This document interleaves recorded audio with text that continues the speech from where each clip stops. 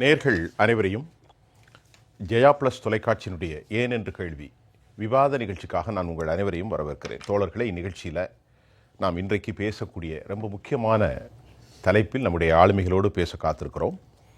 தனியாரிடத்தில் 6000 megawatt மின்சாரம் கொள்முதல். மின்மிகை மாநிலம், மின் பற்றாக்குறை மாநிலமாக தமிழ்நாடு மாறியது ஏன்? இதுதான் பேச போகிறோம். உண்மையிலேயே நமக்கு இன்றைய தேவை ஒட்டுமொத்தமாக 21,000 மெகாவாட். அது ஜனவரியில் 17,000 மெகாவாட் இருந்தது. தற்போது திமுகவினுடைய அரசாங்கம் தனியார் கையில் ஒப்படைக்கிறது. கிட்டத்தட்ட அதனுடைய அளவீட்டினுடைய பயன்பாட்டு அளவு என்ன என்று சொன்னால் அது 45.43 கோடி யூனிட்டு ஒட்டுமொத்த அந்த தேவையை தற்போது அது 6% அதிகரித்திருக்கிற நேரத்தில் 21,943 அளவிற்கு இந்த மாதம் அடுத்த மாதம் தேவை இருக்கும், மே மாதம் என்று எதிர்பார்க்கப்படுகிறது. நம்முடைய உற்பத்திகள் மரபுசார் உற்பத்தி எல்லாம் சேர்ந்து ஒரு 17,000 அப்படி வந்தாலும் கூட மீதி 6,000 வெளியே கொள்முதல் செய்யப்படுவதாக செந்தில் பாலாஜி அறிவித்திருக்கிறார். இவற்றில் அமெரிக்காவில் தமிழ்நாட்டில் கையூட்டு கொடுக்கப்பட்டதாக வழக்குகளும் கூட நாம் ஏற்கனவே பேசியதும் உங்களுக்கு நினைவிருக்கலாம்.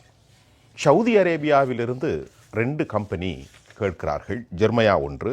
அவற்றை கொடுக்காமல் அதானி நிறுவனத்தோடு ₹2.61 தமிழக திமுக அரசு ஒரு புரிந்துணர்வு ஒப்பந்தத்தை போட்டிருக்கிறார்கள்.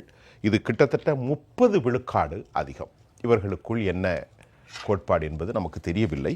ஆகவே வந்த 4 ஆண்டுகளில் திராவிட முன்னேற்ற கழக அரசு உண்மையிலேயே எத்தனை புதிய உற்பத்தி நிலையங்களை கொண்டு வந்தது, அதற்காக அடிப்படை வேலைகள் என்ன நடக்கின்றது என்பதையெல்லாம் நமக்கு கேள்வியாக இருக்கிறது. வருகின்ற நாடாளுமன்ற கடந்த தேர்தலில் அவசரமாக 800 மெகாவாட் திட்டத்தை எண்ணூரில் திரு ஸ்டாலின் திறந்து வைத்தார். அதுவும் இப்பொழுது மௌனியாக்கப்பட்டிருக்கிற சூழ்நிலையில் தேவை அதிகம், தனியார்களிடத்திலே கொள்முதல், இதற்கு இடையில் என்ன லாபம்? இதுதான் கேட்க போகிறோம். மின்மிகை மாநிலம் தற்போது மின்சாரம் இல்லாத பற்றாக்குறை மாநிலமாக மாறப்போகிறதா? நம்மோடு பேசுவதற்கு அறப்போர் இயக்கத்தினுடைய தோழர் ராதாகிருஷ்ணன், அதை போன்று பொருளாதார நிபுணர் திரு வா சுப்பிரமணியன் அவர்கள், அரசியல் விமர்சகர் ஐயா வாசுதேவன், வணக்கம். பாரதிய ஜனதாவினுடைய ஊடகத்துறை சார்பில் நம்மோடு தூத்துக்குடி மரியாதைக்குரிய செல்வம் சார் வாங்க. வணக்கம். வணக்கம் ராதாகிருஷ்ணன் சார். இப்போ நாட்டில் அதிக இழப்பை சந்தித்து தமிழ்நாடு மின்சார வாரியம் திமுக ஆட்சிக்கு வந்து 3 முறை மின் கட்டண உயர்வு. ஒரு கேள்வி, தனியார் நிறுவனத்திடமிருந்து ஒரு யூனிட் 9 ரூபாய்க்கு வாங்க திட்டம். நிறைய விஷயம் இருக்குது. ஆனால் நீங்கள் எப்படி பார்க்குறீங்க? இதன் உள்ள நிறைய விஷயத்தை சொல்லுங்கள், அதுக்கப்புறம் நம்ம கேள்வி. இன்றைக்கி அந்த சட்டமன்ற அறிவிப்புக்கு பிறகு செய்திகளில் அவங்க வெளியிட்டிருந்த அந்த டீட்டெயிலிங்கை அவங்க கொடுத்துருக்குறாங்க. அதில் 2 விஷயங்கள் நம்ம கேள்விக்கு உட்படுத்தப்பட வேண்டியதாக பார்க்குறோம். சரி. ஒன்று வந்து அந்த 4 ஆண்டுகளில் 78,000 புதிய மின்மாற்றிகள் அமைக்கப்பட்டிருக்கு அப்படின்னா. மின்மாற்றி? ஆமாம், மின்மாற்றி, மின் உற்பத்தி அல்ல, மின்மாற்றிகள் 78,000. இதில் ஏற்கனவே வந்து நம்ம புகார் கொடுத்து இன்னமும் கேள்விக்கு உட்படுத்தியிருந்தோம். ஒரு 26,500 மின்மாற்றிகள் கொள்முதல் செய்ததில் 397 கோடி ரூபா ஊழல் நடந்திருக்கு, கரப்ஷன் இருக்குது. அதுவும் மார்க்கெட்டே வந்து காட்டல் செட் பண்ணுறாங்க. ஒரு 30 நிறுவனங்கள் ₹1 கூட கூடுதலும் குறைச்சலும் இல்லாமல் ஒரே ரேட்டை ஃபிக்ஸ் பண்ணதை நம்ம ஆதாரத்தோடு வெளிப்படுத்தணும். இன்னமும் அதுக்கான எஃப்ஐஆர் போடுறதுக்கோ விசாரிக்கானோ எந்த வேலையும் செய்யலை. அந்த 78,000 மின்மாற்றிகளும் அந்த 26,500 மின்மாற்றிகளும் கேள்விதான். இப்போ இது ஒரு கேள்வி, இது எந்த அளவுக்கு கொள்முதல் பண்ணியிருப்பாங்க அப்படின்றது. 2வது, அப்போது 6,000 மெகாவாட்டை வந்து ஒரு யூனிட்டுக்கு 8லிருந்து 9 அப்படின்னு இருக்காங்க. 9 ரூபாய்க்கு. இப்போ கொஞ்ச நேரத்துக்கு முன்பாக இங்கே வரும்போது ஆன்லைனில் பவர் பர்ச்சேஸில் இன்னைக்கு பவர் ஜென்ரேஷன் டிஸ்ட்ரிபியூஷன் செக்டார்ஸில் இன்னைக்கு மார்க்கெட் ரேட் என்ன, எனர்ஜி எக்ஸ்சேஞ்ச் மார்க்கெட்டில் இன்னைக்கு மார்க்கெட் ரேட் என்னவா இருக்குது அப்படின்னு பார்க்கும்போது ஒரு நிறுவனம் 5.28, இன்னொன்று 6.95. நிறுவனம் பேரை சொல்லுங்க. ஜிஎம்ஆர் பவர் அண்ட் அர்பன் வந்து 6.95 வரைக்கும் போகலாம் அப்படின்னு சொல்லப்பட்டிருக்கு. இன்னொன்று ரத்தன் இந்தியா பவர் வந்து 5.28 இருக்காங்க.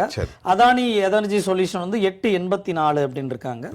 இது போல வேற வேற விஷயங்கள் வந்திருக்கு. ஆனா இப்போ இவங்க 9 ரூபா 8லேருந்து 9 இருக்காங்க. இப்போ 8க்கு குறைவான நிறுவனங்களும் இருக்கின்றது இன்னைக்கு மார்க்கெட் எக்ஸ்சேஞ்ச் ரேட்ல பார்க்கும்போது தெரிய வருது. 5-6 ரூபாய்க்கு இருக்கு. ஆனா அதுக்கு முன்பாக ஏன் ஒரு 8லேருந்து 9 சொல்லணும், அப்போ அதானிக்கு கொடுக்கறதுக்காக திட்டமிடுறாங்களோ ஒரு கேள்விதான்.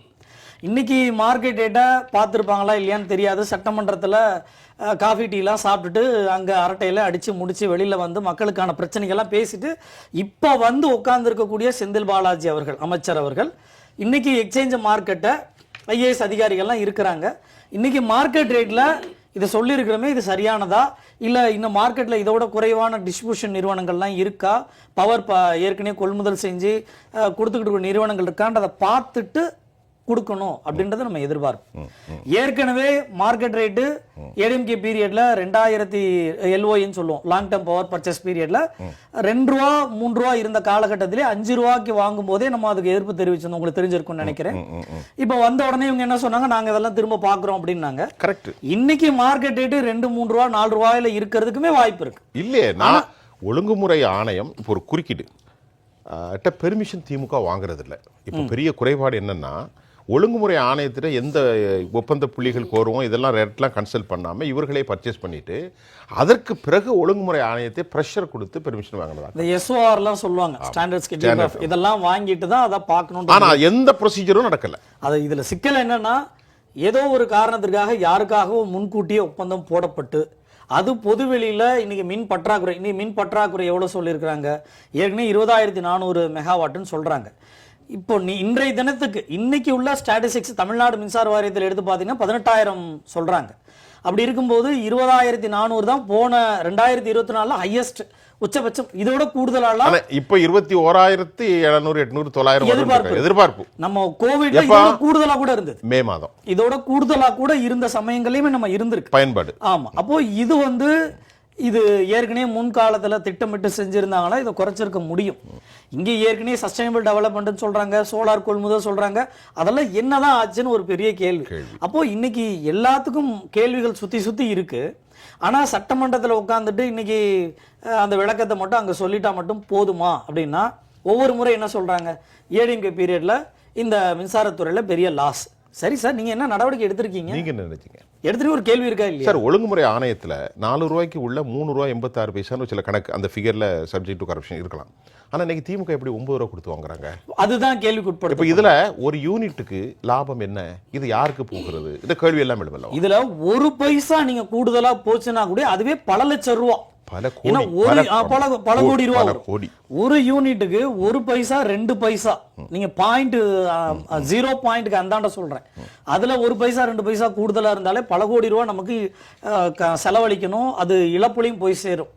அப்போ இந்த அரசு உண்மையாகவே மின்சாரத்துறையில என்ன தன்மையில இயங்குறாங்க? இதுல இன்னொரு பக்கம் என்ன சொல்லியிருக்காங்கன்னா, 388 கோடி இந்த ஆண்டு இழப்பு எதிர்பார்ப்பு இருக்கு. இதற்கு மத்தியில ஸ்மார்ட் மீட்டர் கொள்முதலுக்கு 19,000 கோடி 20,000 கோடிக்கு டெண்டர் போட போறோம். கண்டிப்பா. ஏற்கனவே 20,000 கோடிக்கு டெண்டர் போட்டு மார்க்கெட் ரேட்டோட அதானி நிறுவனம் கூடுதலாக கொடுத்து உங்களை போன்ற ஊடகவியலாளர்கள், சமூக ஆர்வலர்கள், பொதுவெளியில ஏற்பட்ட அழுத்தத்தின் காரணமாக இந்த டெண்டர் ரத்து செய்யப்பட்டதுன்னு நமக்கு நல்லாவே தெரியும்.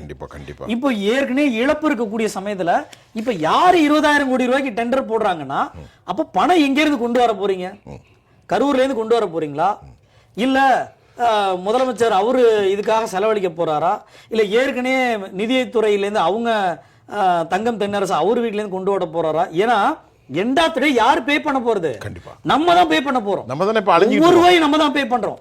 ஏற்கனவே விலையேற்றம் உங்களுக்கு தெரிஞ்சிருக்கும். ஏற்கனவே விலையேற்றத்தின் போது கூட இவங்க என்ன சொன்னாங்க, எங்களுக்கு போன வருஷத்தோட இந்த வருஷம் 14,000 கோடி ரூபாய் டெபிசிட், நாங்க இந்த பைசாவை இன்க்ரீஸ் பண்ணா மீட்டப் ஆயிரும் நாங்க.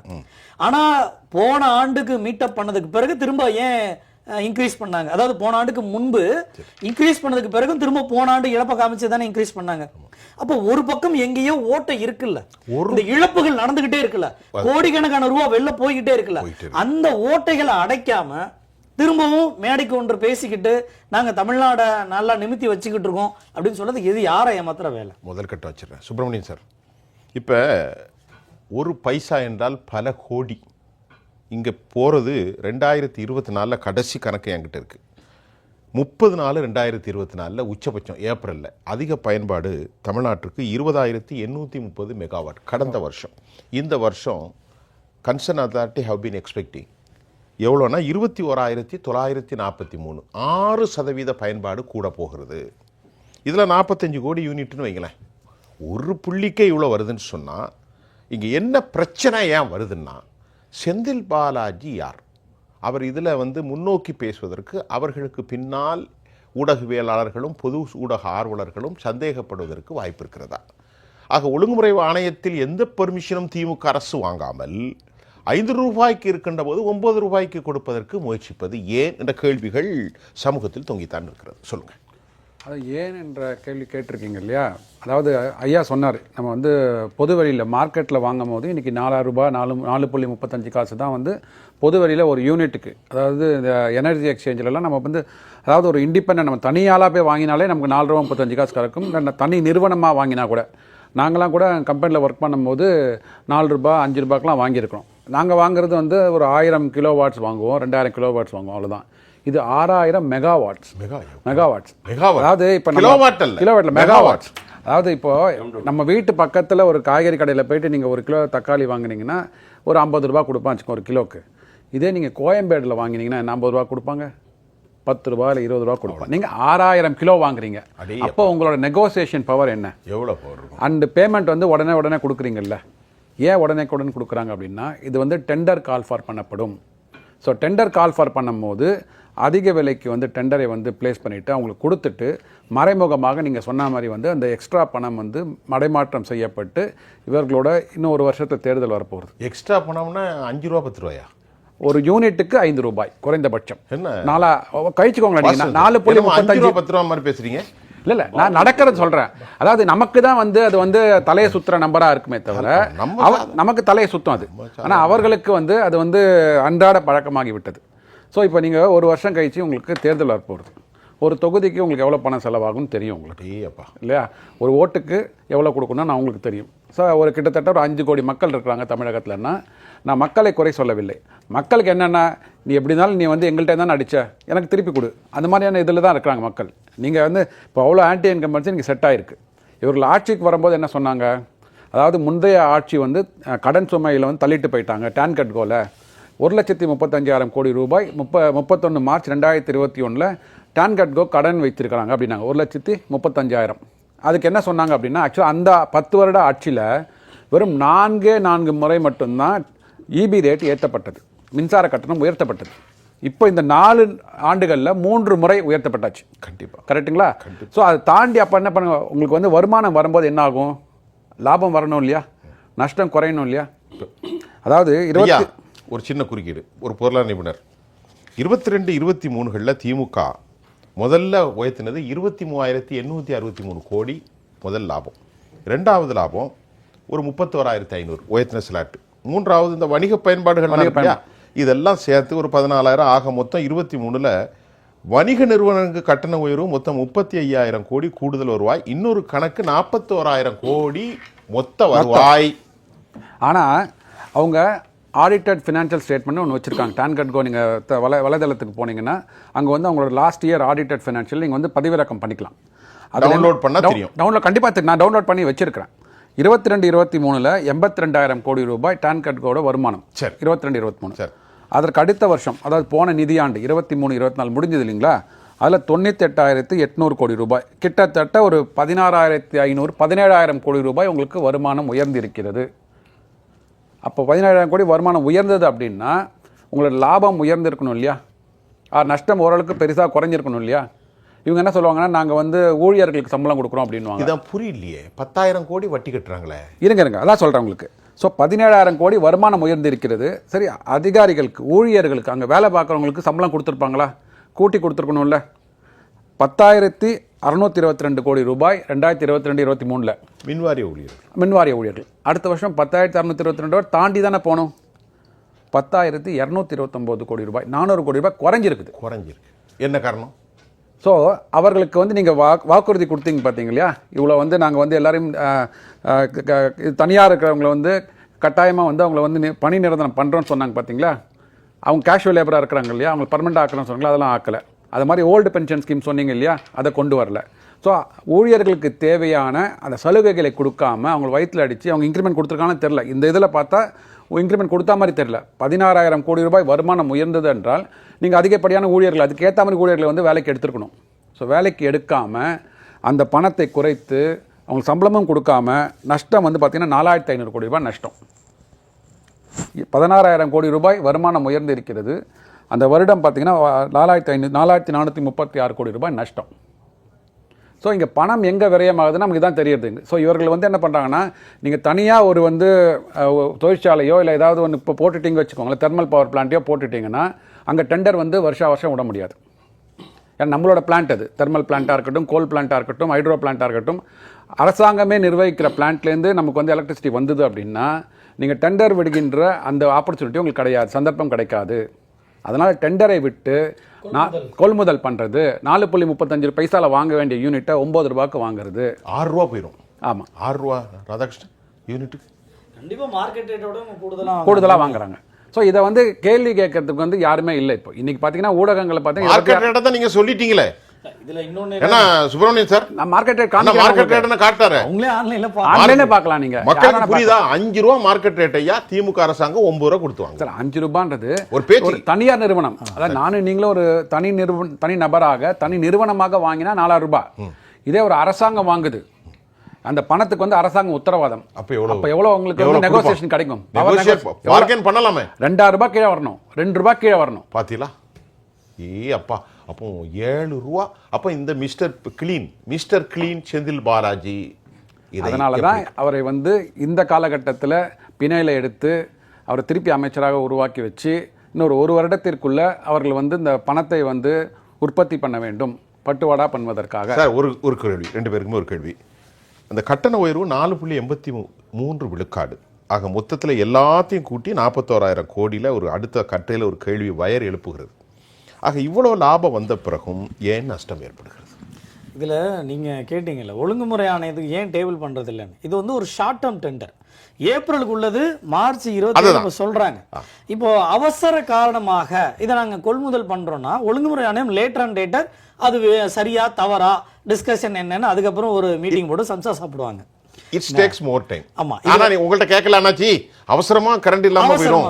இதுல இன்னொன்னு என்னன்னா, ஏப்ரலுக்கு தேவைன்றத மார்ச்சோட இறுதி வாரத்துல சொல்றாங்க. இப்ப ஏப்ரலோட முடிஞ்சிருமானா நமக்கு அதிக கன்சம்ஷன் எப்ப தேவைப்படும்? மே வரைக்குமே தேவைப்படும், ஜூன் வரைக்கும் கூட போகும். அப்போ உங்களுக்கு அடுத்த 3 மாதங்களுக்கு தேவை இருக்குன்றது தெரியும். அப்ப ஏன் ஜனவரியே இதுக்கான திட்டமிடல? ஏன் போன வருஷமே இதுக்கான திட்டமிடல? அப்ப இது யாரை ஏமாத்துறதுக்காக இந்த வேலைகளை திரும்ப இந்த வருஷம் அரசாங்கம் பட்ஜெட் போடுறாங்க, நிதிநிலை அறிக்கை தாக்கல் பண்றாங்க. அந்த மாதிரி எல்லா பொதுத்துறை நிறுவனங்களும் நிதிநிலை அறிக்கை தாக்கல் பண்ணுவாங்க. ஸோ இந்த வருஷம் எங்களுக்கு வந்து 20,000 மெகாவாட்ஸ் வந்து நாங்கள் வித்திருக்கோம் அப்படின்னா அடுத்த வருஷம் நீங்களே சொன்னீங்க 6% உயர்ந்து இருக்குதுன்னு, அதை பிளான் பண்ணி அடுத்த வருஷம் எல்லா வயர்ல உள்ள அவ்வளவு கட்டரையும் வச்சிருக்கேன். அடுத்த வருஷம் எவ்வளவு மெகாவாட்ஸ் தேவைப்படுக போகுது, நான் அதோட கூடுதலாக தான் பண்ணுவேன். மக்களுக்கு வந்து அங்கே மின்வெட்டு வரக்கூடாது அப்படின்றதுக்காக கூடுதலாக ஒரு 5 அல்லது 10% எக்ஸ்ட்ரா வாங்கி வச்சுப்போம். நம்ம வைத்து கொண்டு அடுத்த மே மாதம் வந்து நிறைய வெயில் அடிக்கும், அதுக்காக வந்து ஏர் கண்டிஷன் யூஸ் பண்ணுவாங்க, மக்களுக்கு வந்து மின்வெட்டு வரக்கூடாது, எக்ஸாம்லாம் வரப்போகுது, அதுக்காக மின்வெட்டு தெரியுமே. அப்போ நீங்கள் முன்கூட்டியே 1 வருடத்திற்கு முன்னாடியே நீங்கள் பவர் பர்ச்சேஸ் அக்ரிமெண்ட் போட்டிருந்தீங்க அப்படின்னா நல்ல விலை, சகாய விலையில வாங்கிருக்கலாம். ஒண்ணுமே இல்லை, இது எல்லாருக்குமே தெரியும். உருட்டு கணக்கு, ஒரு வருஷத்துல எவ்வளோ ரியல் எஸ்டேட் இன்க்ரீஸ் ஆகிட்டு இருக்கு, எத்தனை ஃபிளாட் ஜி ஸ்கொயரே கட்டுறாங்க, அப்ப பயன்பாடு எவ்வளோ கன்சியூமர் உங்களுக்கு தெரியுமே. ப்ராப்பர்ட்டி டாக்ஸ் நீங்க தான வாங்குறீங்க. இதெல்லாம் எதுக்கு படிக்கணும்? போய் அமெரிக்கா யூனிவர்சிட்டில போய் படிக்கணும். தூத்துக்குடியிலிருந்து செல்வம், கேள்வி ஒன்றுமில்லை, இந்த விவாதம் தான் கேள்வி. அண்ணா சொல்லுங்க சார், சொல்லுங்க சார், சொல்லுங்க. உங்கள்ட்ட தான் சார் கேள்வி, சொல்லுங்க. கேள்வியே கிடையாதா? கேள்வி என்ன கேள்வி? இப்பொழுது தனியார் இடத்துல 6,000 மெகாவாட் மின்சாரம் கொள்முதல் செய்ய போறாங்க. இதுல எந்த அளவுக்கு உண்மை இருக்கிறது என்று பாரதிய ஜனதா பார்க்கிறது? அதாவது நம்முடைய அறப்போர் இயக்கத்தினுடைய நண்பர் ராதாகிருஷ்ணன் அவர்களும் ஐயா சுப்பிரமணியன் அவர்களும் ரொம்ப அருமையா சொல்லிட்டாங்க. முதல்ல நான் வந்து ஜெயா பிளஸ் தொலைக்காட்சி நிறுவனத்திற்கு, நெறியாளர் சகோதரர் சுபியான் அவர்களுக்கு, அதே போல என்னுடைய சக பங்கேற்பாளர்களுக்கு, தொழில்நுட்ப கலைஞர்களுக்கு என்னுடைய வணக்கம். சரி, எனக்கு முன்னால் பேசிய அந்த பெருமக்கள் எல்லாம் வந்து ரொம்ப தெளிவா சொல்லிட்டாங்க. இப்ப என்னன்னு கேட்டீங்கன்னா, இந்த அரசு, இந்த மாநில அரசு எல்லா வகையிலும் தோற்று போயிருக்கிறது. நீங்க மின்சாரத்துறை வந்து நாம இப்ப குறிப்பா எடுத்து பேசுறோம். சரி, ஆனால் இப்ப இந்த அரசு அனைத்து துறைகளிலும் தோல்வியை சந்தித்திருக்கிறது. மக்களுக்கும் இந்த அரசுக்குமான இடைவெளி நாளும் பொழுதும் அதிகரித்து கொண்டே போகிறது. நீங்க அது ஆங்கிலத்துல வேணா ஆன்டி இன்கம்பன்சின்னு சொல்லுங்க, அப்படி வச்சுக்கிடுவோம். அதாவது மக்களுக்கும் அரசுக்குமான இடைவெளி அதிகமாகி இருக்கிறது. இவர்கள் they are counting their days அப்படிங்கிற அளவுக்கு அவர்கள் நாட்களை, ஆட்சி அதிகாரத்தினுடைய நாட்களை எண்ணிக்கொண்டிருக்கிறார். இப்ப அரசியல் தட்பவெப்ப நிலையும் கூட கொஞ்சம் மாற்றம் ஏற்பட்டிருக்கிறது. அரசியல் தட்பவெப்ப நிலையிலும் கூட அவர்களுக்கு ஒரு அதிர்ச்சிகரமான ஆட்சியாளர்களுக்கு, இன்றைய ஆட்சியாளர்களுக்கு அதிர்ச்சியான செய்தியா இருக்கு.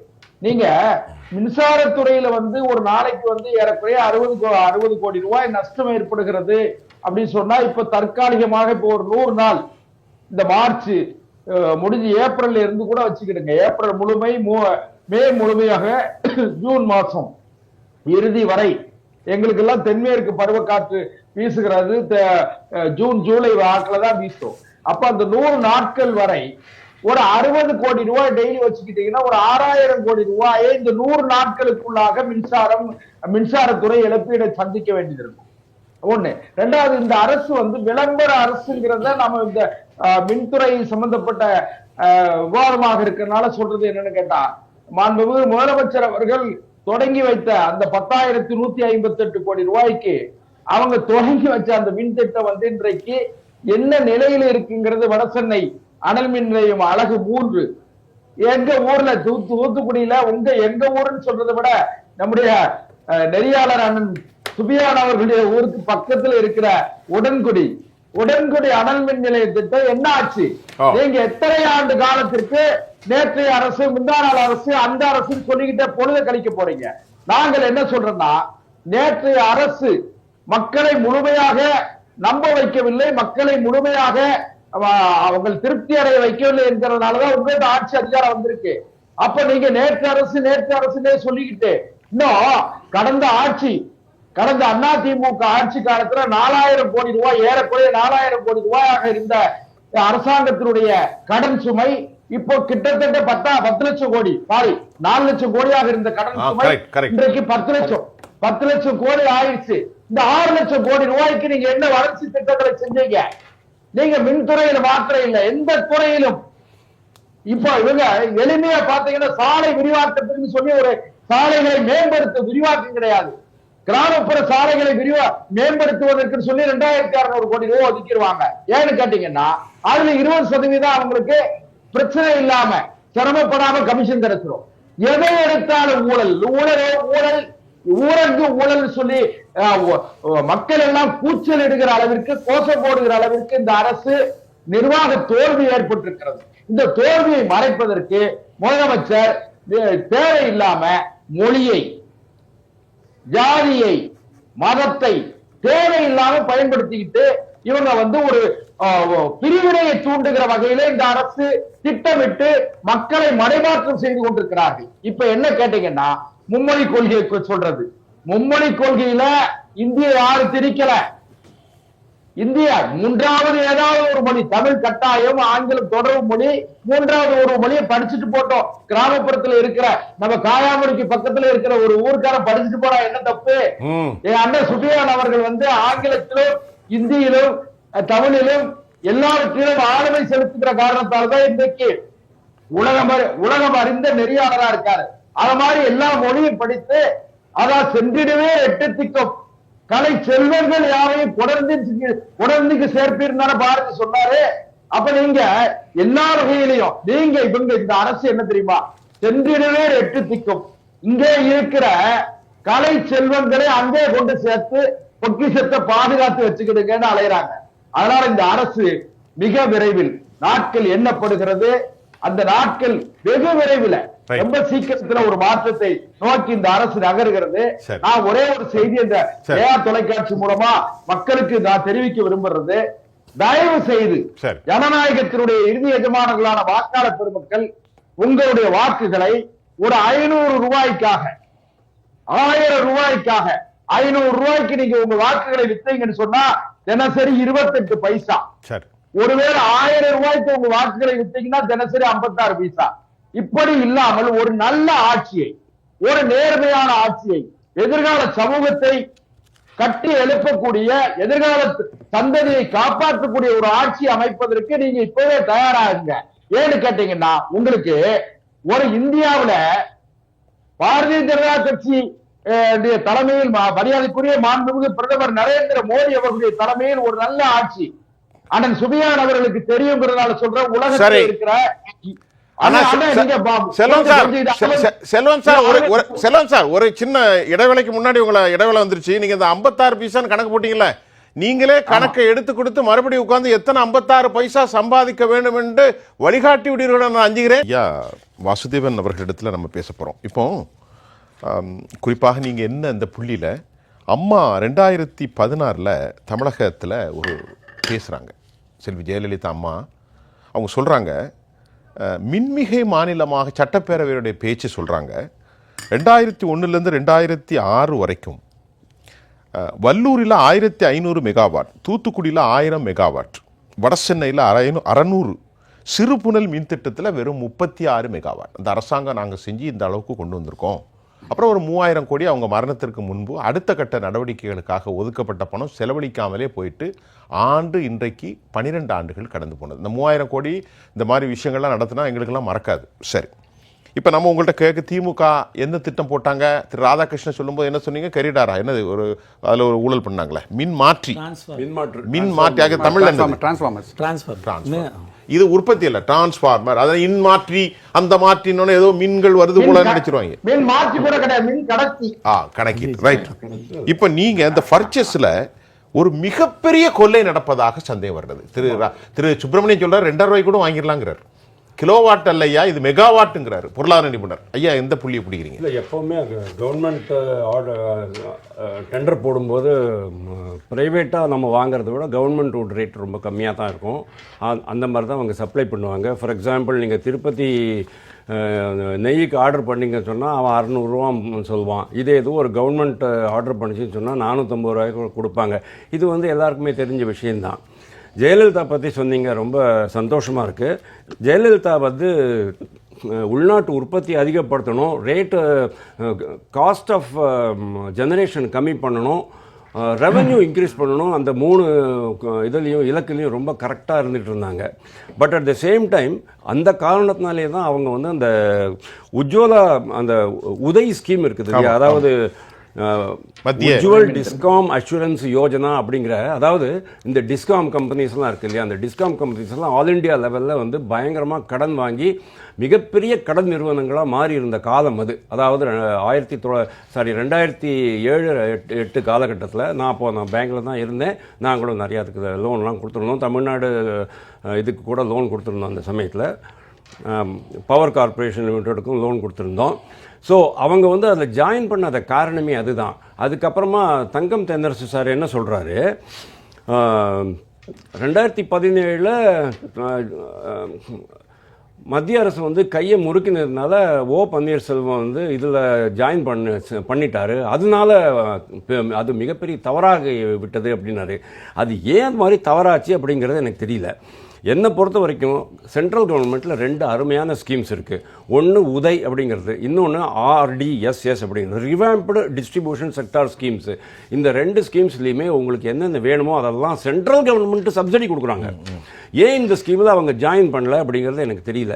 சார், ஏதாவது ஒரே ஒரு துறை நீங்கள் வந்து ரொம்ப பிரமாதமாக நிர்வாகம் பண்ணி அதில் லாபம் ஈட்டினீங்க அப்படின்னு சொன்னால் நான் ஒத்துக்கிறேன் சார்.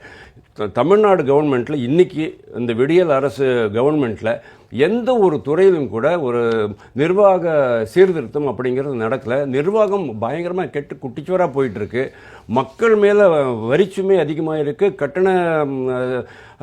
சேவை கட்டணங்கள்லாம் அதிகமாகிட்டுருக்கு. But at the same time நீங்கள் நிர்வாகம் மட்டும் பேசினாதான் பரவாயில்ல, பட் இவர் கொஞ்சம் அரசியலும் பேச ஆரம்பிச்சிருக்கிறார் செந்தில் பாலாஜி. அமைச்சர் என்ன சொல்கிறார் அப்படின்னா, ஒரே ஒரு எக்ஸாம்பிள் சொல்கிறேன். அவர் சொல்கிறாரு, இந்த மாதிரி ஸ்டேட் எலக்ட்ரிசிட்டி மினிஸ்டர்ஸ் எல்லாம், அதாவது இப்போ நீங்கள் ஒரு மாநாடு கூட்டினீங்க இல்லையா சார், தொகுதி மறுவரையறைக்கு மாநாடுகள்லாம் கூட்டி ஆல் இண்டியா லெவலில் நாங்கள் வந்து புகழ் பெறுவோம் அப்படின்னு நினச்சிக்கிட்டு நீங்கள் கூட்டினீங்க இல்லையா, டீலிமிட்டேஷன் மாநாடு. அது மாதிரி செந்தில் பாலாஜி சொல்கிறாரு, ஸ்டேட் எலக்ட்ரிசிட்டி மினிஸ்டர்ஸ்லாம் ஒன்று சேரணும், இது வந்து 16வது நிதி கமிஷனில் டெடிகேட்டட் கிராண்ட்ஸு பவர் செக்டாருக்கு கொடுக்கணும் அப்படிங்கிறாரு. நான் என்ன கேட்குறேன், அதெல்லாம் இருக்கட்டும், 16வது நிதி கமிஷனுடைய அறிக்கை எப்போ வந்து அவங்க பரிந்துரை செய்யப்பட்டு அது ஏற்றுக்கொள்ளப்பட்டு அதுக்கு ஏற்ற மாதிரி உங்களுக்கு நிதி பங்கீடு கொடுக்க போகிறாங்க, அதெல்லாம் வந்து எதிர்காலம். பட் ரைட்டில் உங்கள் கையில் 2021-26 உங்களுக்கு வந்து இது இருக்குது, RDSS ஸ்கீம் இருக்குது. அந்த ஸ்கீமில் எப்படி நம்மளுக்கு வந்து இந்த புதிய கல்விக் கொள்கையில் திட்டம் ஒரு திட்டத்துக்கும் ஒரு விதமான நிபந்தனைகளுடன் அவர்கள் நிதி வழங்குகிறார்களோ அதே மாதிரி இதுலேயும் நிதி இருக்குது. அதே மாதிரி இன்னொரு அருமையான ஸ்கீம் இருக்குது, ரூஃப் டாப் சோலார் ஸ்கீம் இருக்குது, ரூஃப் டாப் சோலார் ஸ்கீம். அதையும் நீங்கள் வந்து உங்கள் கிரிட்டோட இணைச்சிடுங்க, நீங்கள் வந்து 20,000 ரூபா சப்சிடி கொடுங்கன்னு சென்ட்ரல் கவர்மெண்ட் சொல்லுது. அதை கூட இவங்க வந்து இம்ப்ளிமெண்ட் பண்ணவே இல்லையே. ஏன்னா 10 வருஷம் 12 வருஷம் முன்னாலேயே கர்நாடகாலையும் இன்றைக்கி இருக்கிற தெலுங்கானாலையும், அப்போ வந்து ஆந்திராவாக இருந்துச்சு, இன்றைக்கி இருக்கிற தெலுங்கானாலையும் ரொம்ப பிரமாதமாக இது பண்ணிட்டு இருந்தாங்க, இம்ப்ளிமெண்ட் பண்ணிட்டு இருந்தாங்க. பட் இவங்க இன்றைக்கி வரைக்கும் அதை இம்ப்ளிமெண்ட் பண்ணலை. ஆனால் அவர் என்ன சொல்கிறாரு, இது மாதிரி அரசியல் பேசிக்கிட்டு உட்காந்துருக்கிறாரு. இன்னொன்று முக்கியமாக அந்த செந்தில் பாலாஜி சொன்னதில் எனக்கு ரொம்ப ஆச்சரியமாக இருக்கிறது என்ன அப்படின்னா, power finance corporation, rural electrification corporation அப்படிங்கிறது இந்த 2 ஃபைனான்ஸ் கம்பெனிஸ் இருக்குது இல்லையா, அதாவது இந்த இவங்களுக்கெல்லாம், அதாவது டிஸ்காம்ஸுக்கெல்லாம் பணம் கொடுக்குறவங்க, பப்ளிக்காக பணத்தை ரைஸ் பண்ணி இவங்களுக்கு வந்து கடன் கொடுக்குறாங்க. அந்த கடன் தான் இவங்களுக்கு வாபஸ் கொடுக்கணும். ஓகே, அவங்க என்ன சொல்கிறாங்க, நீங்கள் பவர் ஃபைனான்ஸ் கார்பரேஷன் சைட்டில் போய் பார்த்தீங்கன்னா தெரியும் சார், அவங்க என்ன மாதிரி உங்களை மாதிரி ஒரு டெபாசிட் இருக்குது, அவங்க எவ்வளோ ரேட் கொடுக்குறாங்க, 8.25% அந்த மாதிரி ஆவரேஜாக நான் சொல்கிறேன். It ranges from 7.9 to 8.35. Okay, 8.25 ஆவரேஜாக வச்சுக்கோ. 8.25% அவங்க கொடுக்குறாங்க. இவங்ககிட்ட அவங்க வாங்குறது மேபி 10 to 11% தான் அவங்க வந்து இன்ட்ரெஸ்ட் வாங்குறாங்க. ஒரு ஸ்மால் மார்ஜினில் தான் அவங்க ஆப்ரேட் பண்ணுறாங்க, ஜஸ்ட் லைக் பேங்க்ஸ், அதாவது கமர்ஷியல் பேங்க்ஸ் மாதிரியே. இவங்க என்ன சொல்கிறாங்க, 1.5% ரெடியூஸ் பண்ணணும் இன்ட்ரெஸ்ட் அப்படிங்கிற. அதாவது சார், உங்களால் பண்ண முடியுதுன்னு சொன்னால் அடுத்தவங்க மேலே ப்ளேம் பண்ணுறது தான் சார். வெள்ள தடுப்பு உங்களால் பண்ண முடியல, வெள்ள நிவாரணம் கொடுக்க முடியல, நீங்கள் வந்து மத்திய அரசை குறை சொல்கிறீங்க. வாத்தியாருக்கு ஸ்கூலில் வாத்தியாருக்கு சாக் பீஸ் வாங்க கொடுக்கலன்னு சொன்னால் மத்திய அரசு பணம் கொடுக்கல அப்படிங்க. அதே மாதிரி இப்போ வந்து இவங்க என்ன சொல்கிறாங்க, இதை பண்ணணும், 16வது நிதி கமிஷனில் பண்ணணும், இது எல்லாமே பாருங்க ஷிஃப்டிங் த பிளேம் அப்படின்னு சொல்லுவாங்க இல்லையா, அதை தான் இவங்க உண்மை சார். உங்களுடைய நோக்கம் உண்மை நேர்மையாக இருந்தால், உங்களுடைய நடவடிக்கை நேர்மையாக இருந்தால், இது எல்லாமே நம்பகத்தன்மை உடையதாக இருக்கும். ஆனால் அப்படி இல்லைங்கிறத என்னுடைய குற்றச்சாட்டு. சுப்பிரமணியன் சார், 2011 அம்மையார் செல்வி ஜெயலலிதா சட்டமன்றத்தில் பேசுகிறாங்க.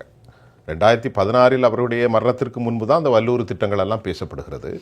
அவர் சொல்கிறாரு, நாங்கள் பல திட்டங்களை ப்ராக்டிக்கலாக கொண்டு வந்திருக்கிறோம். கிட்டத்தட்ட 1500, தூத்துக்குடியில் ஒரு 1000, ஒரு 600 வட சென்னை, சிறு புனர் மின் திட்டத்தில் 36. ஆனால் வெளியே வாங்குறது ஒன்றும் தப்பு இல்லை, நமக்கு ஸ்கேர்சிட்டி இருந்துச்சுன்னா, டெஃபிசிட் இருந்துச்சுன்னா நம்ம வாங்கலாம். ஆனால் திமுக வேண்டுமென்றே திட்டங்களை தடை செய்கிறது என்று சட்டப்பேரவையில் அன்றைய செல்வி ஜெயலலிதா அவர்களுடைய இன்னும் போய் பாருங்க தெரியும், பேசியிருக்கிறார். இப்போ நீங்கள் இதோட நினைச்சு பாருங்கள். அது மட்டும் இல்லாமல் அவர் சொன்னால், நான் பர்ச்சேஸ் பண்ணுறதுல மின்வெளி தடங்கள் இன்னும் தேவை இருக்கிறது. மகாராஷ்டிரா சோலாப்பூர்லேருந்து, நரேந்திர சோலாப்பூர்லேருந்து 765 கிலோவாட் மெகாவாட் யூனிட் வழித்தடங்கள் மூலம் எப்படியெல்லாம் பெறப்பட்டது என்பதையும் செல்வி ஜெயலலிதா சொல்கிறார். நீங்கள் சொல்லுங்கள் சார். அதான் நான் முன்ன சொன்ன மாதிரி ஒரு கம்பெனி, இப்போ நிறைய நம்ம ஸ்ரீபெரும்புதூர் இருங்காட்டுக்கோட்டை பக்கம்லாம் நீங்கள் போனீங்கன்னா நிறைய கம்பெனிஸ், இண்டஸ்ட்ரீஸ்லாம் இருக்குது. அங்கே வந்து தமிழகத்துலேருந்து நீங்கள் வந்து தமிழக மின்சார வாரியத்துலேருந்து ஒரு யூனிட் வாங்குறீங்க அப்படின்னா கிட்டத்தட்ட ஒரு 7 ரூபா வருது வச்சுக்கோங்க, 7 ரூபாயிலேருந்து 8 ரூபா வருது வச்சுக்கோங்களேன். அவர்கள் என்ன பண்ணுவாங்கன்னா, ஒரு தனி சின்ன கம்பெனி நடத்துகிற முதலாளிகள், அங்கே நிறுவனத்தை நடத்துகிற அதிபர்கள் என்ன பண்ணுவாங்க அப்படின்னா, இது மாதிரி ஓப்பன் மார்க்கெட்டில் வந்து வந்து இது கோட் பண்ணுவாங்க. அங்கே கேட்பாங்க அவங்க, ஓகே இன்னைக்கு வந்து இந்த ஸ்டாக், இந்த எனர்ஜி எக்ஸ்சேஞ்சில் வந்து இன்னைக்கு என்ன ரேட்டு போகுது, இந்த மாதத்துக்கு என்ன ரேட் போகுது, இது டிபெண்ட்ஸ் அப்பான் மாறும். ஆனால் 6.25 ரூபா இல்லை 8 ரூபாய் கீழே இருந்தால், எனக்கு அரசாங்கத்தை விட எனக்கு ஜாஸ்தியாக போனால் நான் வாங்க மாட்டேன், அரசாங்கத்திட்ட தான் வாங்குவேன். அரசாங்கத்தை விட கீழே வரும்போது, ஏன்னா வந்து இந்தியா முழுவதும் இணைக்கப்பட்டிருக்கு, இந்த கிரிட் எல்லாம் இந்தியா முழுவதும் இணைக்கப்பட்டிருக்கு. ஸோ நான் எங்கே வேணா போய் வாங்கலாம், அது சோலாராக வாங்கலாம், இல்லை ஹைட்ரோ பவர் பிளான்ட்லேருந்து வாங்கலாம், இல்லைனா வந்து கோலாக வாங்கலாம், எங்கே வேணா வாங்கலாம் நான். ஸோ அப்படி இருக்கும்போது எனக்கு வந்து ஒரு சகாய விலையில் ஒரு சோலார்லாம் பார்த்தீங்கன்னா 3 ரூபாயில் தான் கிடைக்கும் இப்போ. ஏன்னா வந்து மே மாதம் பார்த்தீங்கன்னா சம்மர், உங்களுக்கு கோல் ஒன்றும் பெரிய டிமாண்ட் இல்லைங்கிறது நான் உங்களுக்கு சொல்கிறேன். ஆமாம், இல்லை கோல் வந்து சோலாரை விட அதிகப்படியான காஸ்ட்டாக இருக்கும் வச்சுக்கோங்களேன். சோலார் வந்து இன்னைக்கு வந்து இயற்கை, அங்கே வந்து மேனுஃபேக்சரிங் காஸ்ட் கிடையாது. நீங்கள் பேனலை மட்டும் போட்டால் போகிறோம், அங்கேயிருந்து கிரிட்டுக்கு வந்து கடத்தணும் எலக்ட்ரிசிட்டியை. அப்படி இருக்கும்போது அது 2லேருந்து 3 ரூபாய்க்குள்ள உங்களுக்கு கிடைச்சிரும். அதை வந்து ஒரு தனியார் நிறுவனம் போட்டிருக்கானா நான் அவன்கிட்ட பேர் 3000 ரூபாய்க்கு வாங்குவேன். நான் எதுக்கு வந்து 8 ரூபா கொடுத்து வந்து அரசாங்கத்தை வாங்கணும்? ஸோ இது மாதிரி ஒரு தனியார் நடத்துகின்ற ஒரு நிறுவனத்தில் இருக்கிறவங்களே யோசிக்கும் போது அரசாங்கமே இது யோசிக்க மாட்டேங்குது. ஏன் வந்து 9 ரூபாவே கொடுத்து வாங்கணும்? எதுக்கு சொல்கிறேன் அப்படின்னா, இந்த வெள்ளை அறிக்கையில் சொன்னாங்க ஆவரேஜ் காஸ்ட் ஆஃப் சோர்சிங் நம்ம வெளியில் டோட்டலாக வாங்குற எவ்வளோ தெரியுமா? 9 ரூபா 6 காசு. அன்னைக்கு நமக்கு எவ்வளோ ரியலைசேஷன் அன்றைக்கி வந்ததுன்னா 6 ரூபாய் 70 காசு. ஸோ ஒரு யூனிட்டுக்கு நம்ம வந்து பொதுமக்களுக்கு விற்கிறோம் இல்லை வந்து நிறுவனங்களுக்கு விற்கிறோம்னா அதனால் 2 ரூபா 30 காசு நமக்கு நஷ்டமாகி கொண்டு இருக்கிறது அப்படின்னு வெள்ளை அறிக்கையில் சொன்னாங்க. எதுக்கு சொன்னாங்க? நாங்கள் வந்தால் இனிமேல் குறைச்சிடுவோம் அப்படின்றத வந்து அடிக்கோடிட்டு சொன்னாங்க. இப்போ என்ன நிலைமையில் இருக்குது? அதை குறைச்சிருந்தீங்கன்னா உங்களுக்கு கடன் குறைஞ்சிருக்கும் இல்லையா? இன்றைக்கி எவ்வளோ நம்ம கடன்? 1,80,000 கோடி ரூபாய் கடன். வருஷத்துக்கு 10,000 கோடி வட்டி கட்டுறாங்க. வருஷம் 15,000 கோடி ரூபாய். 15,000 கோடி ரூபாய். எனக்கு இன்னைக்கு இருக்கிற 10,000 நீங்க சொன்னா 15,000 கோடி. நீங்க அதாவது 1,35,000 கோடி ரூபாய் வந்து மின்துறையில வரும்போது ஐயா மின்துறையில 15,000 கோடி ஆண்டுக்கு வட்டி. ஆண்டு கடன் வாங்குறாங்க. வட்டி வந்து எவ்வளவு கட்டுறாங்கன்னா 16,440 ரூபாய் கடன் வட்டி. ஆண்டு வட்டி 16,440 கோடி ரூபாய் ஆண்டு வட்டி 23-24 கட்டியிருக்கோம். மின்துறைக்கு மட்டும். அதாவது நீங்க வந்து வரும்போது 1,35,000 கோடி கடன் சொன்னாங்க. இன்னைக்கு 1,80,645 கோடி ரூபாய் கடன். 45,000 கோடி ரூபாய் கடன் எக்ஸ்ட்ரா வாங்கியிருக்காங்க 3 வருடத்துல. வருடம் 15,000 கோடி ரூபாய் எக்ஸ்ட்ரா கடன் வாங்குறாங்க. உங்களுக்கு 16,000 கோடி ரூபாய் வந்து வருமானம் உயர்ந்து கொண்டு வருகிறது. 16,000 எவ்வளவு உயர்ந்திருக்கு நாங்க சொல்லிட்டோமே. உங்களுக்கு 16,000 கோடி உயர்ந்து இருக்கிறது. ஆனா 15,000 ரூபாய் கடன் வாங்குறீங்க. இப்ப எங்க போறது பணம்? சார் சொல்லுங்க. ஒரே ஒரு பாயிண்ட் சொல்லுங்க. இந்த இதே இதுனா 1,90,000 கோடி ரூபாய் கடன் அனைத்து இந்தியாவிலும் அனைத்து டிஸ்காம்களிலும் தமிழ்நாடு தான் நம்பர் 1 கடன் வாங்க. ரெண்டாவது ராஜஸ்தான் ஒன்லி 92,000 crores. 1,00,000 கோடி. அதாவது ரெண்டாவது இடத்துல இருக்கிற மாநிலத்தை விட தமிழ்நாடு முதல் இடத்துல இருக்கு. 1,00,000 கோடி ரூபாய் அதிக கடன். இதுதான் உங்களுடைய நிர்வாக திறமை. சொல்லுங்க சுப்பிரமணியன் சார், அதை முடிச்சிருங்க. அது ஸோ நம்ம வட்டியை பற்றி பேசிட்டு இருந்தோம். வட்டி வந்து வருடம் 15,000 கோடி ரூபாய் கொடுக்குறாங்கன்னா அந்த வட்டியை எப்படி குறைக்கணும்னு பார்க்கணும் இல்லைங்களா? அதாவது இப்போ நீங்கள் தமிழ்நாடு பவர் ஃபைனான்ஸ் கார்பரேஷனோட வெப்சைட்டில் போனீங்கன்னா ஃபிக்ஸட் டெபாசிட் நீங்கள் ப்ளேஸ் பண்ணலாம். ப்ளேஸ் பண்ணிங்கன்னா கிட்டத்தட்ட ஒரு 8% வந்து வட்டி கொடுப்பாங்க உங்களுக்கு. ஸோ 8% வட்டி கொடுக்குற நிறுவனம் அதை வந்து முதலீடு செய்து அதை வந்து குறைஞ்சபட்சம் ஒரு 15% வந்து வருமானம் ஈட்டினா தான் உங்களுக்கு 8% கொடுக்க முடியும். கம்பெனிக்கு வந்து ஒரு 7% வச்சுக்க முடியும் இல்லைங்களா? அப்படி இருக்கும்போது இந்த பொதுத்துறை நிறுவனம் நஷ்டத்தில் இயங்கிக் கொண்டிருந்தால் எப்படி அந்த ஃபிக்ஸட் டெபாசிட் கொடுத்தவங்களுக்கு வந்து வட்டி கொடுக்க முடியும்? வட்டி கொடுக்கறதுக்கு என்ன பண்றாங்க? திருப்பி கடன் வாங்குறாங்க. ஸோ கடனுக்கு மேல் வட்டி அடைப்பதற்காக கடன் வாங்குறாங்க. நாம பொது கடனை பார்த்தோமே. ஆமா, பொது 65,000 கோடி கடன் வைங்க, 55,000 கோடி கடனை கட்டுறாங்க இல்லையா? ஆமா, அதாவது தமிழகம் அசலையும் கட்டி வட்டியும் கட்டுறாங்க. அசலை அடைப்பதற்கு திருப்பி நம்ம வந்து வட்டிக்கும் கடன் வாங்கணும். கடனுக்கு மேல கடன் எல்லா நிறுவனங்களும். சார் இந்த பொது பட்ஜெட்ல 1,65,000 அரசாங்கம் கட்டி வட்டி கடன் வாங்குது. அந்த 1,66,000 கோடியில வட்டி கட்ட போறோம். 70,000 கோடி வட்டி. என்ன நடக்கிறது பாசுவோம். இதை வந்து நீங்க வந்து எவ்வளோ உங்களுக்கு ஐவர் குழு வச்சிருக்கிறீங்க, இல்ல வந்து உங்களுக்கு நல்ல நிபுணர்கள் இருக்கிறாங்க. பிடிஆர் பழனிவேல் தியாகராஜன் இருக்கிறாரு. அவர் உலகத்திலேயே வந்து நீங்க அவர் யூஸ் பண்ணிக்கலாம்ல. நீங்க இன்னைக்கு அவர் இலாக்கால இல்லைன்னா கூட அவர்கிட்ட அட்வைஸ் கேட்கலாம்ல. இல்ல உங்களோட தேர்தல் நிதி அறிக்கையை தயாரித்தவர்கள், தேர்தல் அறிக்கையை தயாரித்தவர்கள் டிஆர் பாலா இருக்கிறாரு, அவங்களாம் கேட்கலாம்ல. இப்போ அவர் யூடியூப்ல பேட்டி கொடுத்தாரு. எங்க அப்பாவுக்கு தெரியாம நான் புரோட்டா சாப்பிட்டேன் அன்னைக்கு ஒரு பேட்டி கொடுத்தாரு. இப்பதான் லேட்டஸ்டா இப்பதான் கொடுத்தாரு. அந்த மாதிரி அவர் அமைதி ஆயிட்டார். சரி, அதுக்கு வேற காரணங்கள் உண்டு. ராதாகிருஷ்ணன் ஒரு கேள்வி. இப்போ நம்ம பேசும்போது திரு சுப்பிரமணியம் ஒரு பாயிண்ட்டை சொன்னார். நமக்கு அவ்வளோ டெக்னிக்கலாக அந்த விஷயத்தில் நாலேஜ் இல்லைன்றாலும் உங்கள்கிட்ட கேட்டுக்கிறேன். சோலாரில் பண்ணால் ரொம்ப கம்மியாக கிடைக்கும், 2 ரூபா 2.5 ரூபாய்க்கெலாம் கிடைக்கும் அப்படிங்கிறார். அதானி நிறுவனத்தோடு சோலார் தான் ஒப்பந்தம் நடந்தது. 9 ரூபாங்கும்போது எனக்கு அப்படியே பேசிக்கிட்டே இருக்கும்போது 7 ரூபாயா ஒரு யூனிட்டுக்கு அப்படின்னு வருது. எத்தனை கோடி யூனிட்டு? அது கொஞ்சம் சொல்லுங்களேன். உண்மையாகவே இப்போதைக்கு சோலாரை பயன்படுத்துறதுக்கு வாய்ப்பு இருக்குன்னா இருக்குது. எனிவே கிரிட்டில் தான் எடுக்க போகிறாங்க. அக்ராஸ் இந்தியா கிரிட் கனெக்டிவிட்டி இருக்குது. அதில் நீங்கள் நிலக்கரியில் வரக்கூடிய ப்ரொடக்ஷனில் வாங்குறத விட சோலார் ப்ரொடக்ஷன்லேயும் வாங்குறது இன்னமும் விலை குறைவாக இருக்கும். மார்க்கெட்டை கம்பேர் பண்ணி எடுக்குது. மக்களுக்கு நல்லது செய்யணுன்ற எண்ணம் இருந்தால் செய்யலாம். பிடிஆர் பழனிவேல் தியாகராஜன் 2021 ஆட்சிக்கு வந்த உடனே ஒரு வெள்ளை அறிக்கை கொடுத்ததுல நண்பர்கள் சொன்னது போல் அதில் சில விவரங்கள் இருந்தது. அதில் எப்படியெல்லாம் மின் உற்பத்தியை, மின் தேவையை குறைக்க முடியும், ஏற்கனவே இழப்பாக இருக்கக்கூடிய தொகையை எப்படி எடுக்க முடியும். செந்தில் பாலாஜி அவர்கள் வந்த உடனே என்ன சொன்னார்? மின்சார பிரச்சனைக்கு அணில் மேல பழிய தூக்கி போட்டார். முதல்ல நமக்கு தெரிஞ்சிருக்கும். அதுக்கப்புறம் இன்னொரு பக்கம் என்ன பண்ணாரு? 2 லட்சம் 2.5 லட்சம் மெட்ரிக் டன் அளவுக்கான நிலக்கரி காணா போயிருக்கு, நாங்கள் கண்டுபிடிக்க போறோம்னாங்க. அந்த அறிக்கை எங்க இருக்குன்னு தான் தெரியல. அதுக்கு ஆர்டிஐ போட்டு தேடிக்கிட்டு இருக்கோம். இன்னும் அவருக்கு கிடைச்சாதான் நமக்கு தர முடியும். அவர் கிடைச்சிருந்ததுன்னா வெளிப்படுத்தணும். ஏன்னா அந்த நிலக்கரி கொள்முதல்ல 2-3 சிக்கல்கள் இருக்கு. ஒன்று, தரம் குறைந்த நிலக்கரியை தரம் அதிகப்படுத்தின நிலக்கரியாக, தரம் 1 இல்ல இருக்கக்கூடிய நிலக்கரியாக தரம் 2ல இருக்கக்கூடிய நிலக்கரியா வாங்கியிருக்கிறாங்க. ஏற்கனவே நம்ம இங்கே டீட்டெயிலாக பேசணும். 6000 கிலோ கலோரி இருக்கக்கூடிய நிலக்கரிக்கு பதிலாக 4500 கிலோ கலோரி வாங்கி 2 டப்பா போட்டு எரிச்சாங்களா? அதுல வேல்யூ இருக்கு. இவ்வளவு இதுக்கு அதாவது என்ன சொல்ற தமிழ்ல அது திறன் அடிப்படையில் இன்னைக்கு மின்சாரத்துறையில 1 லட்சம் 1.5 லட்சம் கோடி கடன் ஆனதுக்கு இந்த நிலக்கரி கொள்முதல் ஒரு பெரிய பிரச்சனை. நிலக்கரி கொள்முதல்ல பிரச்சனை. ஒரு ரேட்டு சிங்கப்பூர் அங்க மற்ற நாடுகள்ல இருந்து, ஆஸ்திரேலியாவில இருந்து, நியூசிலாந்துல இருந்து, சிங்கப்பூர்ல இருந்து கொண்டு வரும்போது ஒரு ரேட்டு, தமிழ்நாட்டுக்குள்ளார வரும்போது அதுக்கு அதே நிலக்கரிக்கு டாலர் ரேட்டு 15 $20 ரேட்டு கூடுதலா இருந்தது. அதை கூட அவங்க செக் பண்ணலையா அப்படின்னு ஒரு பெரிய கேள்வியுமே இருந்தது. அதற்கு பிறகு அதை டிரான்ஸ்போர்ட்டேஷன் பண்ற இடத்துல ஒரு சாதாரண லேபருக்கு, அன்ஸ்கில்டு லேபருக்கு ஒரு நாளைக்கு 12,000 ரூபாய் வீதம், 12,500 ரூபாய் வீதம் பில்லு போட்டாங்க. அதுலயும் இழப்பு இருந்தது. அதையும் நம்ம தெரியப்படுத்தணும். அதற்கு பிறகு இங்க மின்சாரம் உற்பத்தியே ஆகாமல் 1,200 கோடி ரூபாய் கிளைமுக்கு வந்தது. அதுக்கு அறப்போர் இயக்கம் புகார் கொடுத்து அந்த ரத்து செய்யப்பட்டுச்சு. இதுல 300 கோடி ரூபாய் ஈடி சீஸ் பண்ணி வச்சிருக்கிறாங்க. அப்ப இந்த ஓட்டைகள் ஒரு பக்கம் நடந்துகிட்டே இருக்குல்ல. இந்த பெரிய பெரிய இழப்புகளை தடுக்கிறதுக்கு வேலையே செய்யாம அங்க இழப்பாயிருச்சு, அதை நாங்க ஈடு கட்டுறோம், அதுக்கு நாங்க கடன் வாங்குறோம்.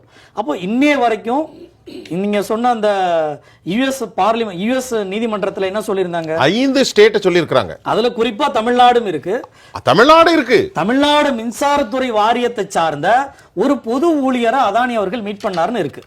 எந்த பொது ஊழியர்னு இதுவரைக்கும் முதலமைச்சர் சொல்றதுக்கு என்ன தயக்கம், இல்ல செந்தில் பாலாஜி அவருக்கு சொல்றதுக்கு என்ன தயக்கம்? அவர் என்ன சொன்னார்? நாங்க அதானி நிறுவனத்தோடைய எந்த நேரடி ஒப்பந்தமும் இல்ல. நாம கேட்ட கேள்விக்கும் ஒரு சொன்ன பதிலுக்கு ஏதாவது சம்பந்தம் இருக்கா? நாம என்ன கேட்கிறோம்? அந்த அறிக்கையில தமிழ்நாடு மின்சாரத்துறை சார்ந்த ஒரு பொது ஊழியரை சந்திச்சிருக்கான்னு சொல்லியிருக்காருல. டிஆர்பி ராஜாவை சந்திச்சாரா? அவர் தான் தொழில்துறை அமைச்சர், அவரை சந்திச்சாரா? இல்ல நிதித்துறை அமைச்சரா இருக்கக்கூடிய தங்கம் தென்னரசை சந்திச்சாரா? இல்ல அப்ப இருக்கக்கூடிய செக்ரட்டரியா இருந்த இவரை லகானி அவர்களை சந்திச்சாரா? இல்ல காசி அவர்களை சந்திச்சாரா? இல்ல செந்தில் பாலாஜி அவர்களை சந்திச்சாரா? யாரை சந்திச்சாருன்னு சொல்றதுக்கு ஒரு மாத காலகட்டத்துக்கு பிறகு நான் நேரடியா சந்திக்கலன்னு முதலமைச்சர் சொன்னாரு. யாரை சந்திச்சாரு? திரு காசி 24/7 விஜய் பாலாஜி, செந்தில் பாலாஜி வீட்டுல இருந்து அந்த டெண்டர் ப்ராசஸ் நடந்தது நம்ம ஏற்கனவே வீடியோ ஆதாரத்தோட அந்த தரவுகளோட. சரி, இப்போ அதானி வந்தார்ல, சித்தரஞ்சன் தாஸ் அலுவலகத்துக்கு போனதால வந்திருக்காரு. ஆனா எங்களை சந்திக்கலங்கிறார். யாரு? முதலமைச்சரை சந்திக்கல, வேற யாரை சந்திச்சாரு? சொல்லணும். என்ன கேள்வினா, இப்போ இந்த இழப்புகளுக்கு ஒரு பெரிய காரணமா அதானி அவர்கள் இருக்கிறது தெரியுதுல்ல. இவங்க ஆதாரங்கள் இருக்குல்ல. சார், அவர் வியாபாரி சார். நாம கோர்ட்டுக்கு போயிருக்கோம். இந்த ஆதாரங்களை எடுத்துட்டு கோர்ட்டுக்கு போகும்போது கோர்ட் என்ன சொல்லிருக்கு? டிவிஎஸ்ஐ இதை ப்ராசஸ் பண்ணி சீக்கிரம் சொல்லுங்கன்னு இருக்கு. சீக்கிரம் சொல்லுங்கன்னு சொல்லி மாதங்கள் ஆயிருச்சு. இன்னைய வரைக்கும் லஞ்ச ஒழிப்புத்துறை யார் கீழே இருக்கு? முதலமைச்சர் கீழே தானே இருக்கு. எப்ப மின்சாரத்துறை இவ்வளவு நஷ்டமாயிருக்கு, ஒரு 50,000 கோடி ரூபாய் அளவுக்கு நீங்க நஷ்டத்தை ஈடுகட்டுறதுக்கான வழிகள் இருக்கு, இழப்புகளை மீட்க முடியும். அப்ப நீங்க அதுக்கான விசாரணைகளை துரிதப்படுத்துங்கன்னு சொல்லியிருக்கலாமா இல்லையா? அப்போ செந்தில் பாலாஜி அவர்களோ முதலமைச்சர் அவர்களோ இது பத்தின எந்த விளக்கங்களும் கொடுக்காம ஏதோ மேடைக்கு ஒரு போல விளம்பரம் பேசுறதும் யூடியூப்ல இன்டர்வியூ கொடுக்கறதும், ஒரு நாட்டை ஆளக்கூடியவர்கள் செய்யக்கூடிய எவ்வளவு முக்கியமான வேலைகளை விட்டுட்டு யூடியூப் இன்டர்வியூ கொடுத்துக்கிட்டு நாங்க முன்னோக்கி நகர்த்திக்கிட்டு இருக்கோம்னு சொல்றது இன்னமும் வெளியில பேசக்கூடிய மேடை பேச்சாதான் பார்க்கப்படுது. மின்சாரத்துறை இன்னமும் நஷ்டத்துல இயங்கிக்கிட்டு இருக்குன்னா திமுக அரசனுடைய மிகப்பெரிய தோல்வியா தான் பார்க்க. சார், மின்சாரத்துறை இந்த வருமானத்தெல்லாம் பார்க்கிற போது, நான் நிகழ்ச்சிக்கு வருவதற்கு முன்பு ஒரு 4 மணி நேரம் ஸ்டடி பண்ணி பார்க்கின்ற போது, மின்சாரத்துறை ஒரு அம்மாவுடைய அந்த ஸ்டேட்மெண்டே பார்க்கும்போது மிகப்பெரிய லாபத்தை கொண்டு வரலாமே, ஏன் இதை கொண்டு வர முடியுமே? கொண்டு வரதுக்கு நிறைய வழிகள் இருக்கு. ஏற்கனவே நகர அலுவலகங்கள், நகராட்சி அலுவலகங்கள், மாநகராட்சி அலுவலகங்கள் இவங்க சோலார்ல மாற்ற முடியும், மாத்துறதுக்கான திட்டங்கள்லாம் அறிவிச்சாங்க. அரசு மானியம் வர தருது மத்திய அரசு. இப்போ அதெல்லாம் இருக்கக்கூடிய சமயத்துல ஏன் இதை அதை நோக்கி போக்கஸ் பண்ணல அப்படின்னு ஒரு பெரிய கேள்வி. இன்னொரு பக்கம் பாருங்களேன், இந்த நிலக்கரி கொள்முதல் ஒரு பக்கம், மின்சார கொள்முதல் ஒரு பக்கம், இங்க லேபர் கான்ட்ராக்ட் ஒவ்வொரு அனல் மின் நிலையங்கள்லயும் தனியார் நிறுவனங்களுக்கு இந்த சாம்பல் நிலக்கரியிலேருந்து கொட்டப்படுது, அந்த ஆசை எடுக்கிறதுக்கு தனியார் டெண்டர்கள் இருக்கு. அதுல முறைகேடு நடக்கிறதா கேள்விப்படும். இன்னொரு பக்கம் இந்த நிலக்கரி கொண்டு வரத கடத்தி இருக்குல்ல, அதுல போடப்படக்கூடியது உபகரணங்கள் கொள்முதல்கள், கிரிட் இல்ல உபகரணங்கள், அந்த அலகுகளுக்கான உபகரணங்கள் கொள்முதல தனியார் நிறுவனங்களை அளவுக்கு அதிகமா போடுறாங்க. ஒரு ப்ராசஸ்ல நிறைய தேவை இருக்குமே. இல்ல ப்ராசஸ்ல நிறைய வேலை இருக்கு. நீங்க டெண்டர்னு சொல்லுவோம்ல, இது ஆன் டியூட்டின்னு சொல்லுவாங்க, ஆன் கால் டெண்டர்னு சொல்லுவாங்க. டெண்டரா போடுனா ஒரு மாதத்துக்கு இவ்வளவு செலவு இருக்குன்னா டெண்டரா கால்ஃபர் பண்ணலாம். சரி. ஆனா இன்னைக்கு ongoing call, on job, on call job அப்படின்னு சொல்லி தனியார் நிறுவனங்களை உள்ளார கொண்டு வரதன் மூலமாக வேலை இருக்கோ இல்லையோ பணம் மட்டும் தானே வெளில போகுது. அப்ப மின்சாரத்துறையில நிறைய ஓட்டைகள் இருக்கு. அதை சரி பண்ணாம இன்னமும் வந்து நாங்க வந்து தமிழ்நாடு நம்ம புரியுற மாதிரி சொன்னா அந்த கிரிட்ல நிறைய இழப்பீடு இருக்கு மின்சாரம், ஆனா துறையில ஏகப்பட்ட ஓட்டைகள் இருக்கு. ஓட்டை என்ன ஓட்டை? மிகப்பெரிய பணம் உள்ளார கொண்டு போய் கொடுக்கறதுக்கான ஒரு பாக்ஸா பாக்குறாங்களா? திரு செல்வம் சார், உங்களுடைய கருத்தை, நிறைவு கருத்தை வைங்க சார். இந்த தலைப்புல நீங்க எந்த கருத்தை வைக்க போறீங்க? அதாவது இதை ஏற்கனவே சொன்னாங்க, ஐயா சுப்பிரமணியன் அவர்களும் ஐயா வாசுதேவன் அவர்களும் சொன்னாங்க, நண்பர் ராதாகிருஷ்ணன் சொன்னாங்க. அதாவது இந்த அரசு பல வகையிலும் இன்றைக்கு, அதாவது தொழிலாளர்கள் போராட ஆரம்பிச்சிட்டாங்க, அரசு ஊழியர்கள் போராட ஆரம்பிச்சாச்சு, ஆசிரியர்கள் போராட்டம் நடத்துறாங்க, சம வேலை சம ஊதியம் என்பதற்கு போராட்டம் நடத்துறாங்க, மின்சாரத்துறையில் இருக்கிற 11,000 ஒப்பந்த தொழிலாளர்கள் அவர்கள் பணி நிரந்தரம் கேட்டு அவங்களும் போராடுறாங்க. மின்சாரத்துறையில ஏறக்குறைய ஒரு 13,000 ஊழியர்கள் பற்றாக்குறை இருக்கு. இந்த ஹெல்பர் சொல்லுவோம் பாருங்க, ஃபயர்மேன் ஹெல்பர், அந்த இதுல வந்து இப்ப கான்ட்ராக்ட் எம்ப்ளாயிஸ் கூட அவங்க வந்து இப்போ வந்து என்ன ஆட்களை வந்து வேலைக்கு எடுக்கல. அதனால இப்போ கிராமப்புறத்துல எல்லாம் பாத்தீங்கன்னா மழை வெள்ள காலங்கள்ல பாத்தீங்கன்னா 4 நாள் 5 நாட்கள்லாம் மின்சாரம் இல்ல, குடிநீருக்கு வாய்ப்பு இல்ல, கழிவறைக்கு போகிறதுக்கு தண்ணிக்கு வாய்ப்பு இல்ல. இப்படி எல்லாம் கடந்த ஆண்டு மக்கள் மிகப்பெரிய சித்திரவதைப்பட்டார்கள், அவஸ்தைப்பட்டாங்க மக்கள். அந்த அளவிற்கு நான் தூத்துக்குடியில நேரடியா அனுபவப்பட்டதுனால சொல்றேன். அதாவது இந்த மக்கள் வந்து மிகப்பெரிய அளவுல கொதிநிலையில இருக்காங்க. சோலார் பவரை பத்தி சொன்னீங்க. சோலார் பவரை பொறுத்த வரைக்கும் சார் மிகப்பெரிய அளவுல இப்போ திமுக அரசு சோலார் பவர் யூனிட் இருக்கு பாருங்க, ஜெனரேட் பண்ற இந்த யூனிட், அந்த இண்டஸ்ட்ரீஸ் எல்லாமே திமுகவை சார்ந்தவர்களுக்கு அதிகமா அவங்களுக்கு தான் லைசன்ஸ் கொடுக்குறாங்க. ஒண்ணு.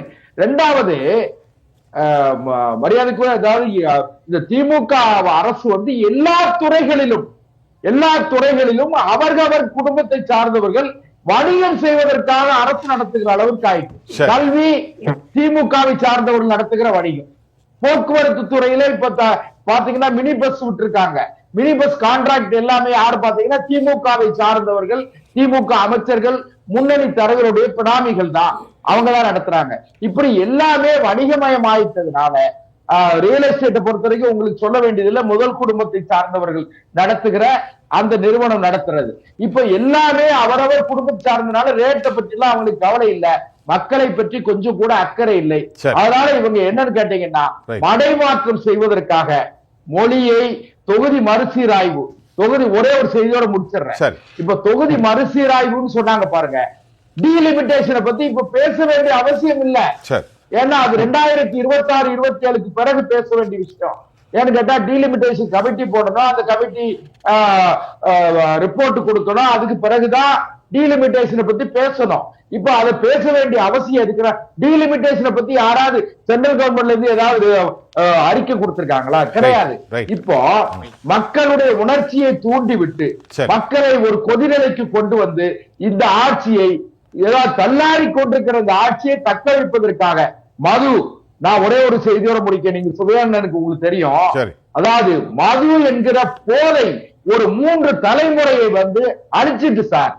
இந்த இன்னைக்கு நீங்க பற்றாக்குறை பட்ஜெட் போடுறீங்கல்ல, இந்த வேற ஒண்ணு வேண்டாம், போக்குவரத்து துறை, மின்சாரத்துறை, பொதுப்பணித்துறை, இப்படி ஒரு 5-6 துறைகளை மட்டும் நீங்க சரிப்படுத்துறீங்கனாலே தமிழ்நாட்டுல எது மிக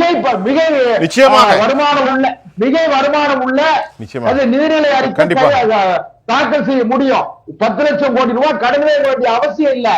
அதனால இந்த நாட்டை சீரழித்துக் கொண்டிருக்கிற திமுக ஆட்சி என்றைக்கு வீட்டுக்கு போகிறதோ அன்றைக்கு தான் கிழக்கு வெளிச்சம், கீழ்வான சிவக்கும். நன்றி வாசியம் சார், உங்களுடைய நிறைவு கருத்து. 2023 பாராளுமன்றத்தில் மத்திய அமைச்சர், மின்சாரத்துறை அமைச்சர் சொன்னதை நான் சொல்கிறேன். இந்தியாவில் இருக்கிற எல்லா மின் வாரியங்கள்லையும் மின் வாரியங்களும் ஈட்டுகிற நஷ்டத்தில் 25% மட்டும் தமிழ்நாடு தனியாக கொடுக்கிறது அப்படின்னு. அதாவது தமிழ்நாடு தான் 25%, மொத்த கடன்லையும் 25% தமிழ்நாடு தான் காரணம். அப்படி மொத்த நாட்டில் மொத்த நாட்டிலையும் இவங்களுக்கு வந்து கண்டிஞ்சன்சி பிளான் கிடையாது. இப்போ சார் சொன்ன மாதிரி அந்த கடைசி மினிட் வரைக்கும், அதாவது அட்வான்ஸ்டு பிளானிங் கிடையாது. கடைசி நிமிஷத்தில் இது மாதிரி திடீர்னு பற்றாக்குறை வந்துருச்சு அப்படின்னு சொல்லிட்டு ஆரம்பித்து அவசரமாக டெண்டர் விடுறது. அந்த டெண்டர்லையும் கூட இவங்க சொன்ன மாதிரி இந்த டிரான்ஸ்ஃபார்மர் டெண்டரில் எப்படி பண்ணாங்களோ அதே மாதிரி ஒரு கார்டலைசேஷன் இதெல்லாம் வந்து பயங்கரமாக ஊக்குவிக்கிறாங்க அப்படிங்கிறது தெரியும். இந்த அரசு வந்த பிறகு 2 முறை நிலக்கரியில் கூட நிலக்கரி காணா போச்சு. டன்னா நிலக்கரி இல்லைங்க. நீங்கள் வந்து சர்க்கரையை எறும்பு சாப்பிட்டது, சாக்கை வந்து கரையான் சாப்பிட்டதுன்னு சொன்னால் நாங்கள் வந்து புரிஞ்சுக்க முடியும் சார். அந்த நிலக்கரியை டன்னாக இருக்கிற நிலக்கரியை யார் சார் எடுத்துகிட்டு போவாங்க? அது எனக்கு தெரியல சார், யார் எடுத்துகிட்டு போகிறாங்க அப்படின்னுட்டு.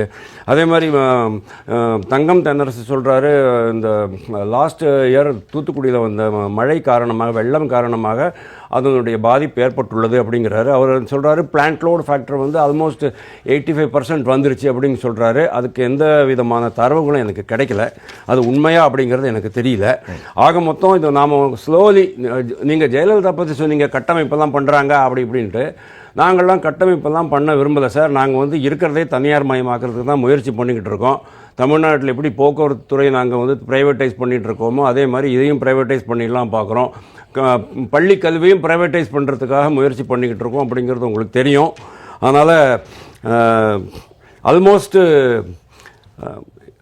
இன்னும் ஒரே ஒரு விஷயந்தான் முடியல. அவங்களுக்கு பாட்டிலுக்கு 10 ரூபா மாதிரி மீட்டருக்கு 100 ரூபா அப்படிங்கிற போகிற அளவுக்கு வந்துருமா அப்படிங்கிறது என்னுடைய பயம். நேயர்களே, பாட்டிலுக்கு 10 ரூபாங்கிற மாதிரி மீட்டருக்குங்கிற ஒரு கேள்வி வைத்திருக்கிறார். இது இன்னும் சிரிப்பதற்கு வழி இல்லை தோழர்களே. தமிழ்நாட்டினுடைய மொத்த பயன்பாடு 45 கோடி யூனிட். நம்முடைய ராதாகிருஷ்ணனும் சுப்பிரமணியன் அவர்களும் பேசும்போது சோலார் யூனிட்டில் 2.5 ரூபாய்க்கு வாங்கலாம், ஆனால் 9 ரூபாய்க்கு ஏன் போட்டது? மனசாட்சி அடகு வைத்து பல ஆயிரம் கோடி ரூபாய்கள் வட்டி கட்டக்கூடிய சாமானிய மக்களின் மீது எங்களின் தலைகளில் தான் விழுகிறது. நாங்கள் கேட்காமல் யார் கேட்பார் என்று தமிழ்நாட்டு மக்கள் இன்றைக்கு ஒரு கொதிநிலைக்கு வந்திருக்கிறார்கள். அரசாங்கம் கொதிநிலைக்கு மக்களை மாற்றப் போகிறது. ஆனால் அரசாங்கத்தை எதிர்த்து நாங்கள் கேட்காமல் வேறு யார் கேட்பார் என்ற நிலை இன்றைக்கு தமிழ்நாடு முழுவதும் காணப்படுவதாக தூத்துக்குடியிலிருந்து நம்முடைய மரியாதைக்குரிய பாஜகவினுடைய தோழர் திரு செல்வம் அவர்கள் பேசினார். அவருக்கு நான் நன்றியை தெரிவித்துக் கொள்கிறேன். பொருளாதார நிபுணர் திரு சுப்பிரமணியன் அவர்கள், வாசுதேவன் அறப்போர் இயக்கத்தினுடைய தோழர் திரு ராதாகிருஷ்ணன், உங்கள் அனைவருக்கும் நான் வணக்கம். நேர்களை மீண்டும் மற்றொரு களத்தில் நான் உங்களை சந்திக்கின்றேன். அதுவரை உங்கள் அனைவரிடமிருந்தும் நான் உங்கள் சுஃபியான், ஜெயா பிளஸ் தொலைக்காட்சிக்காக நன்றி. மீண்டும் சந்திப்போம்.